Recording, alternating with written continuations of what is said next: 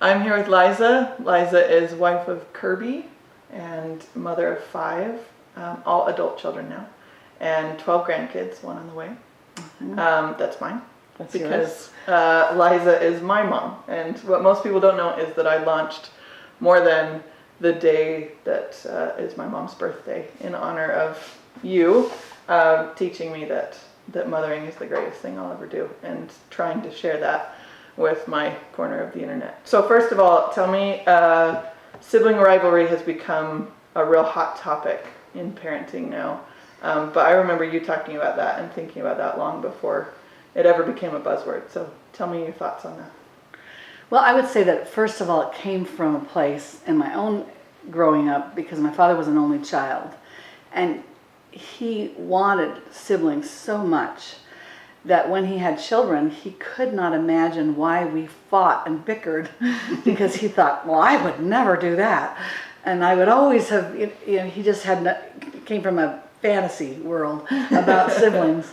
And I remember we would be like, Dad, you have no idea how annoying it is to have siblings.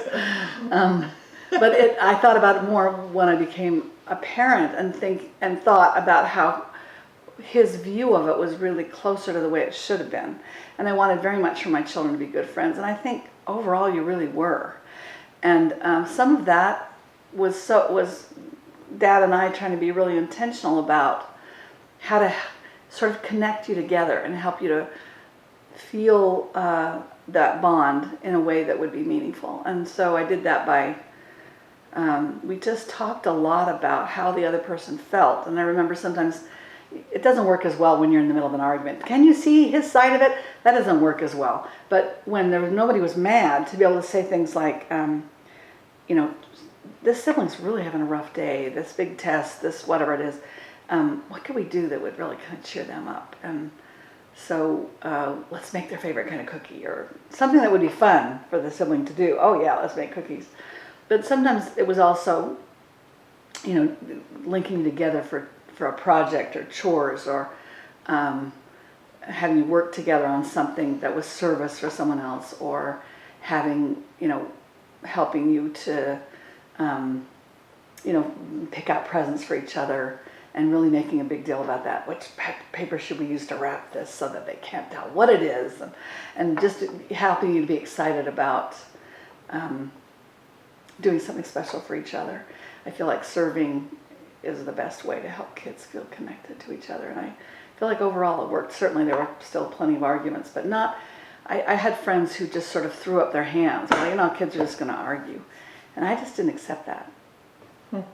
Yeah, I think that's true. We definitely fought plenty as kids, but you always were finding ways to tie us to each other.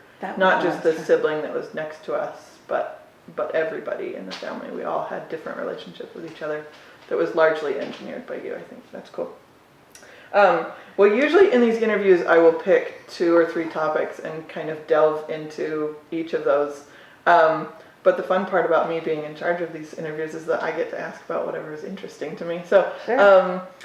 So I'm going to kind of bounce all over the place. But I have recently decided to do half-day kindergarten for my oldest, which was a pattern that largely came from us. We did a variety of different arrangements with the public school, half-day or whole day, or 1 year out, 1 year in.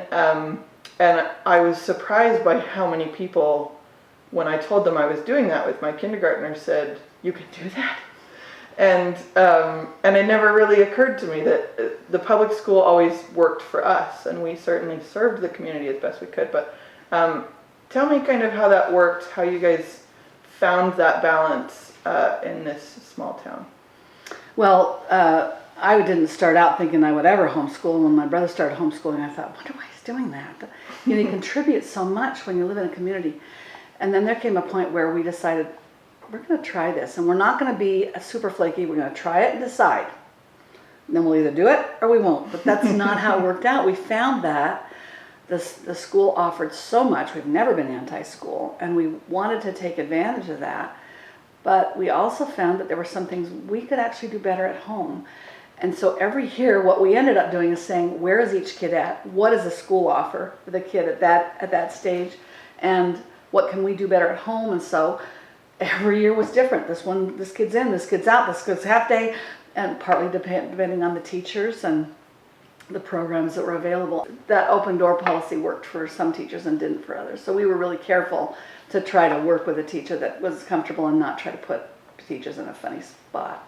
So it really, and the thing that I remember, I've heard Kirby say many, many times, the thing we learned that was most important was that we were in charge and that we would pick and choose what was the best for our kids. People would say to us, you just want it both ways. And we'd be like, yeah. So it was very much take advantage of all the good stuff that they have to offer, but don't feel like you have to just fall with whatever they give you. Yeah. No, I think that's really cool that you really made our education work for us the way that we needed it to. So that was neat.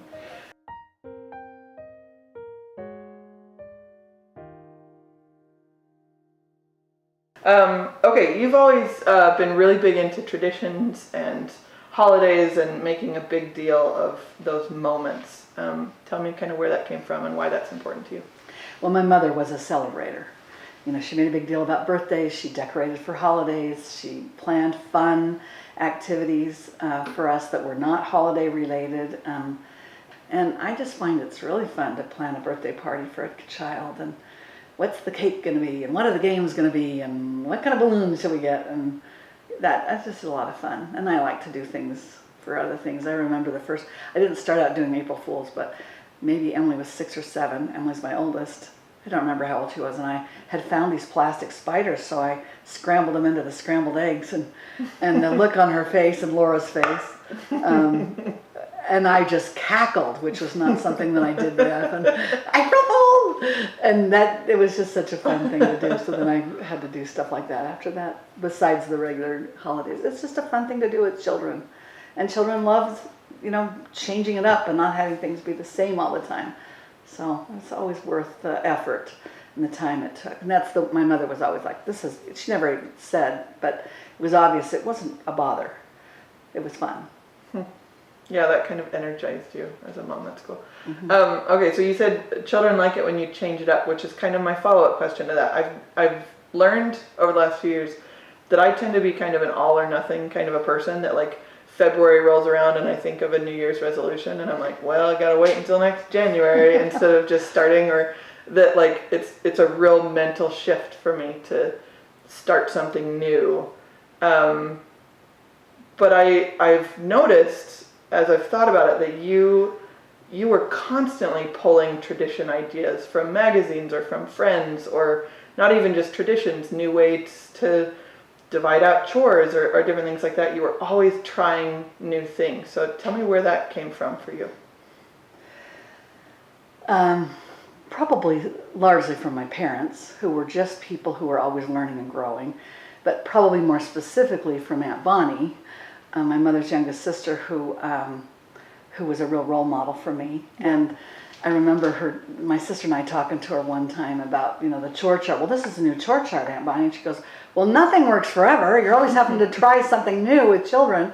And that really stuck with me. It's like, don't expect that you've now come up with the solution for the next 20 years. Kids need a change, and they are energized by a change. And so I was glad that I learned that before I had kids. Then I wasn't surprised and disappointed. So yeah, I was always looking at parenting books and asking people questions and reading and thinking, oh, that would work. Let's try that. Or then taking a bunch of ideas and cobbling them together to make my own.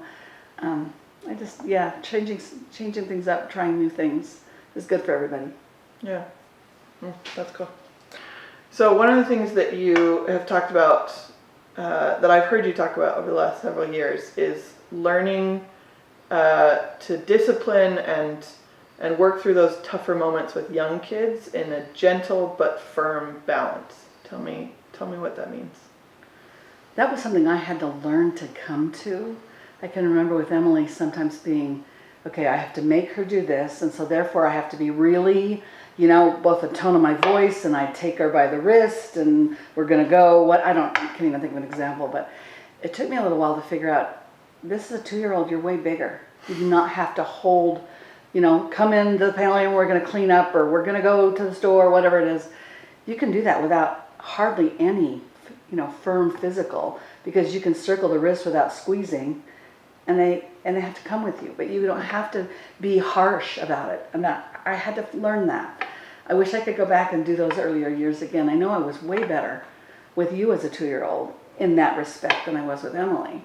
And saying, you don't get to choose about this, but I don't have to be mean to say we are going to do this. I feel so bad when I hear about parents who have allowed the child to make the decision.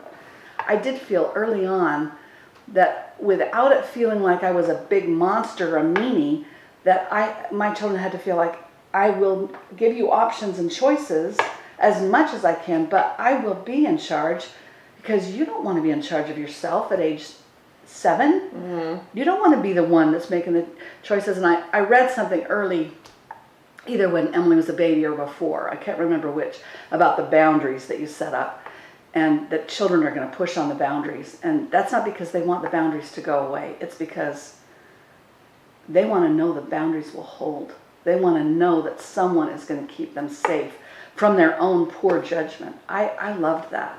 And I felt strongly about that from, all the way through. I watched that process, children pushing on boundaries, and I would say to myself, that child wants the boundary to hold because the boundary makes them feel safe. Now, of course, you can have too many boundaries and they can be too restrictive. Finding that balance was something I worked at really hard all the years. Every child is different. This child at age 7 is different than at 9. What they need is different. Trying to balance and change and adjust according to the needs of a child. But a child until they're 18 needs boundaries.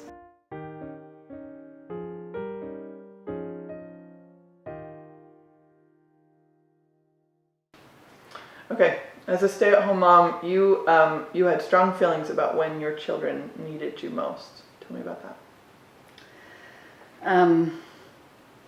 I think it's hard to really evaluate quality and quantity time for children. I know lots of women that work figure out good ways to make quality time for children. I've always thought of myself as not very efficient. I don't feel like I can accomplish as much in a day as my sister or a bunch of my friends. And I just do the best that I can, but I always have felt like I just need to be home more. And I felt really strongly about being home in the mornings and being home in the evenings. And,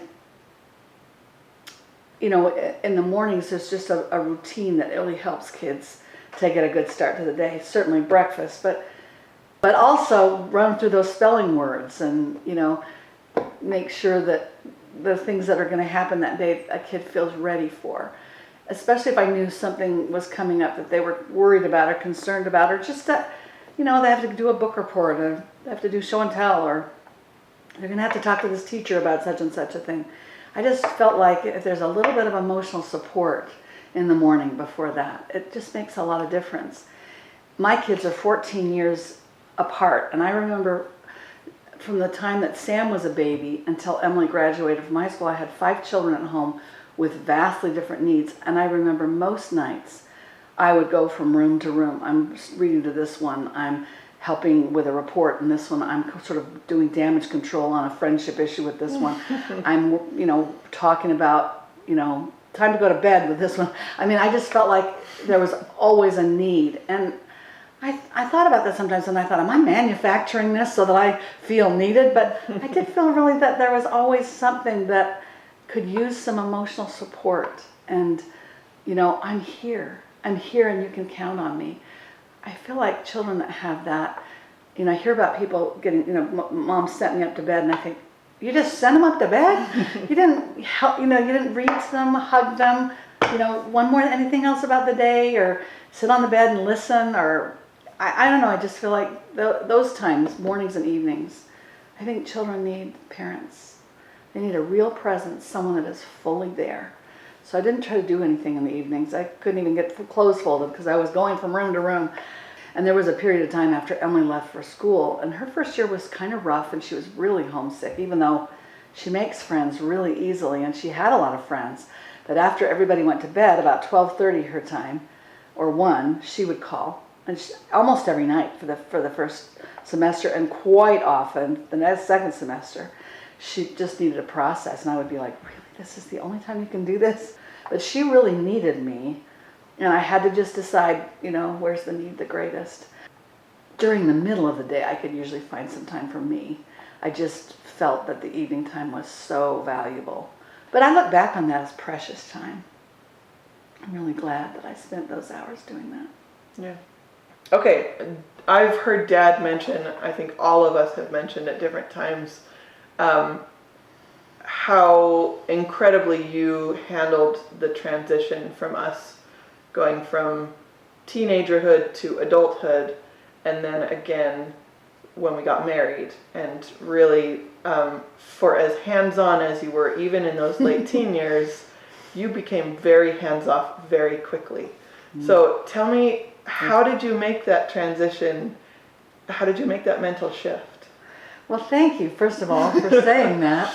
That was something that I really had to think about. I think Dad was very surprised. I think he thought I would be more of a micromanager. And there was a couple of times, particularly with Emily, who was the first one out the door. She wasn't the first one to have a kid, but I remember one time kind of being bugged at something that she did with her kids, something.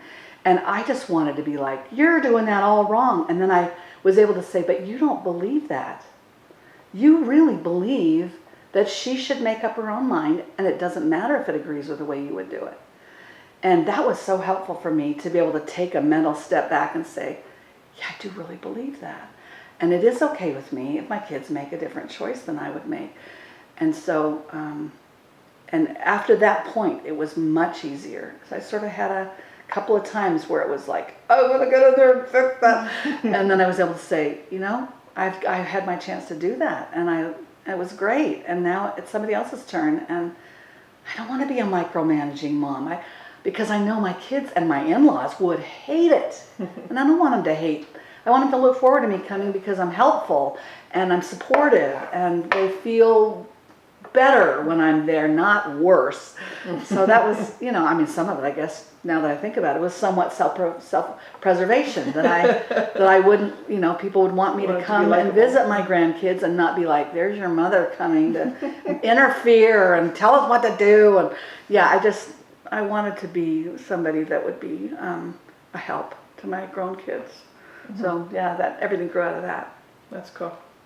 Okay, I think every mother can relate to the feeling of really worrying about their children and their well-being.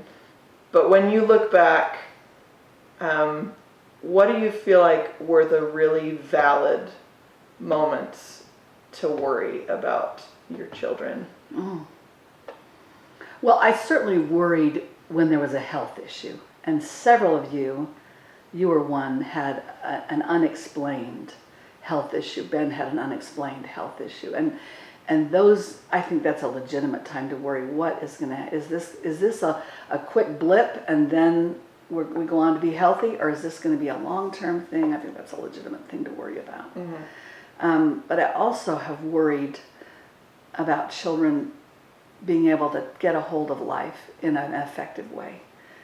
Be able to manage, get themselves jobs, get through college, make good choices about someone to marry, be able to figure out buying a car and getting insurance and paying taxes and some of those kind of tricky things. I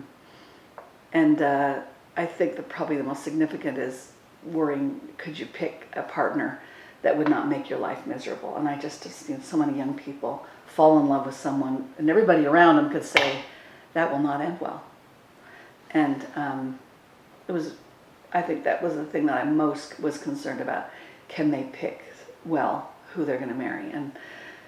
And early on, for each one of you as you left home, I was able to say, okay, they're going to be able to figure this out. And then and that made it easier to step back and say, you've got this. And that's a wonderful moment for a parent. But I would say picking a partner, and then second to that, the logistics of adult life.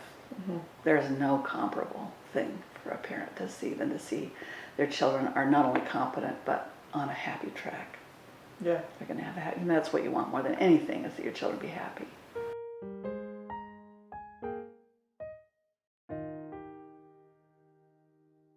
Okay, final question, and at the risk of patting my own back, one of the things that I've always thought was really impressive that you have done, and maybe not even in so many words, is that you've always told us that we would be like you, but better versions of you and Dad.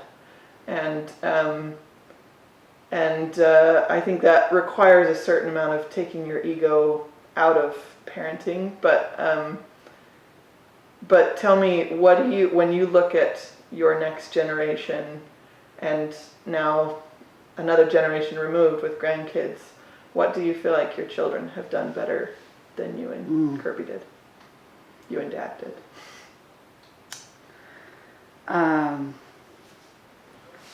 Well, college is one. We really wanted our kids to go on and get higher education. Of course, we are both have continued to educate ourselves after we left school, and so. But you guys all finished school, and neither of us did, and were great students. I think Dad and I grew into leadership, but you kids grew up with it, so you were leaders way before either of us were. I think that's definitely one of the things. I think you are better siblings than either of us were. I think you're better informed about the world and how to. I mean, I think we're well informed now, but I don't think when you guys were young adults, you were way ahead of where we were.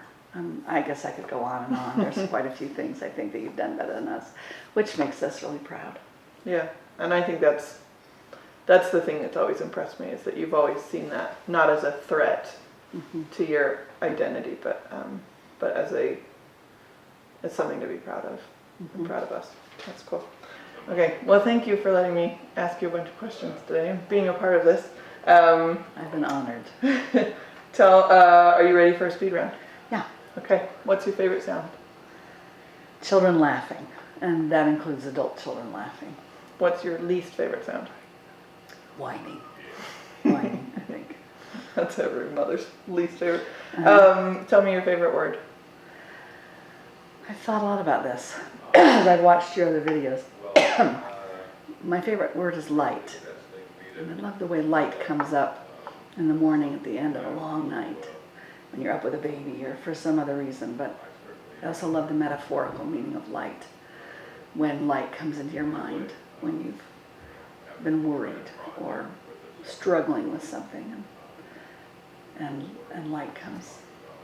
Sometimes in the form of an answer, sometimes just in the form of peace. I just think light is a beautiful metaphor for lots of good things in life. Tell me what you know. I know that there's a God and that He has a plan and that I can trust Him and that He was the father of my children and my grandchildren before I ever became a parent. What do you want to learn? I want to learn how to manage time better, how to be more effective with time. Okay, Mom, what scares you? I think the thing I don't know if I would use the word scared, but concerns. The thing that concerns me is my children not being happy. I think that's the thing that I most would want to make sure would happen. And of course I can't completely make sure, but I would say that's the thing that would be the closest to something that scares me. And I think second to that would be to let down my children or my grandchildren in any way. That concerns me. Tell me about a mom you admire. My own mother. I admire so many things about her and the way that she did things. And probably right next to that would be my Aunt Bonnie, who was a great role model. She's a lot younger than my mother, so she was not, she had 7 kids before I got married, so yeah, she's ahead of me, but she was a real influence on my way of thinking and my ideas about how to run a household and raise a family. She was a constant name that was used in our house. All right, Mom, what are you good at? I think I'm really good with children, and some of that I just had to develop over years. I'm really good at reading books out loud.